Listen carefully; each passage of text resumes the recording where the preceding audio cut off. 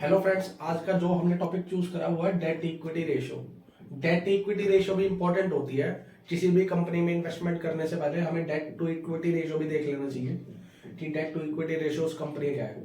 Date to equity ratio क्या होता है? Debt to equity ratio basically formula होता है लॉन्ग टर्म डेट्स अपॉन में equity preference share plus reserve and surplus. अब इसका मतलब यह है कि कंपनी ने लॉन्ग टर्म डेट्स बैंकों से कितना लोन ले रखा है लॉन्ग टर्म के लिए, और इक्विटी का मतलब होता है मालिकों का कितना पैसा लगा हुआ है। इसका मतलब यह है कि डेट टू इक्विटी रेशियो मतलब यह है कि डेट टू इक्विटी रेशियो अगर 2:1 की रेशियो में है तो वो आइडल मानी जाती है। 2:1 अच्छी समझी जाती है डेट टू इक्विटी रेशियो। इसका मतलब सिंपल सा लॉजिक ही है इसका। कंपनी के मालिक, मान लो कंपनी के मालिकों ने 1 रुपया लगा रखा कंपनी में, तो डेट टू इक्विटी रेशियो ये कहती है कि आप 2 रुपए से ऊपर का लोन ले सकते हैं। अगर कंपनी ने 2 रुपए से ऊपर का लोन ले रखा है तो इसका मतलब कहीं ना कहीं कंपनी में दिक्कत है।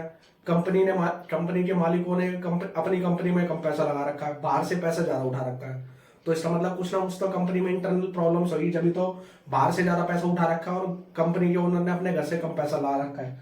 इसलिए 2:1 अगर किसी भी company debt to equity ratio है तो वो अच्छी समझी जाती है। और 2:1 से कम है तो वो उस कंपनी में हमें इन्वेस्ट करना चाहिए। इसका मतलब यह है कि कंपनी ने बाहर से लोन कम ले रखा है पर कंपनी के जो ओनर्स हैं उन्होंने घर से पैसा ज्यादा लगा रखा है लाके।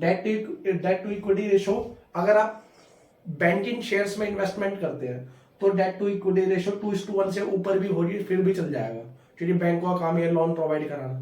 Thank you.